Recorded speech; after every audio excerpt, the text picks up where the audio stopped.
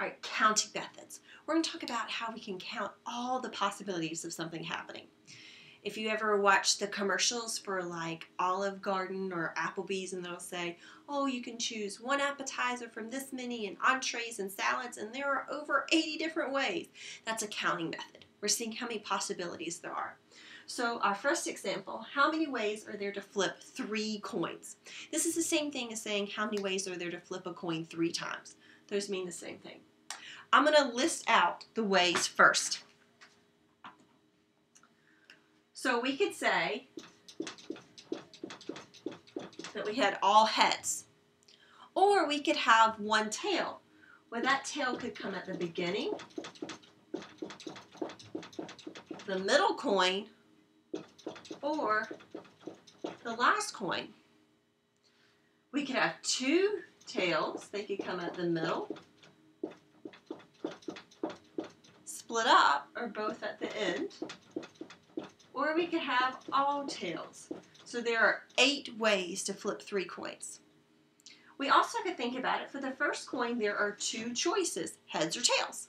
For the second coin, there are also 2 choices, heads or tails. And for the third, there again are 2 choices. 2 times 2 times 2 gives me 8. Or I could have listed out all the possible ways and still realize that there are 8 ways to do this, to flip a coin 3 times or to flip 3 coins. Let's look at one more problem like this. This time I want to know how many ways can 4 people sit in a row?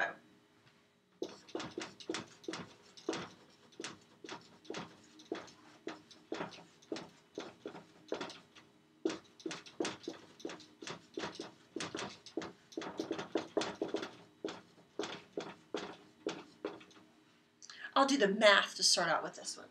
If we have 4 people sitting, for my first seat, I have 4 choices. Once that person sits down, though, they can't sit in the next seat. It has to be somebody different. So then there are only 3 people to choose from. After I have my 2 seats filled, there are 2 people left, and then 1 person left. So it would be 4 times 3 times 2 times 1. So 12 times 2, or 24 different ways. So this one we might not want to list out. Probably be quicker to think about a little bit like this. This special pattern is called a factorial. So sometimes you'll see it written like this. And our calculators even have this special button. So if we didn't want to type all of it in, we could just hit 4, and this is the factorial. Factorial means whatever number you start with is multiplied by every natural number less than it. So 4, 3, 2, 1. My answer had been 10 factorial. It would have been 10 times 9 times 8 times 7 times 6 times 5 times 4 times 3 times 2 times 1. That's 10 factorial. You might not want to type all that in, but we could type in their exclamation point.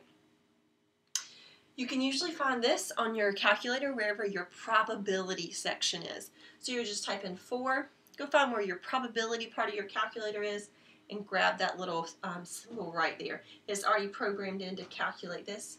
So our calculator would calculate it as 24 as well.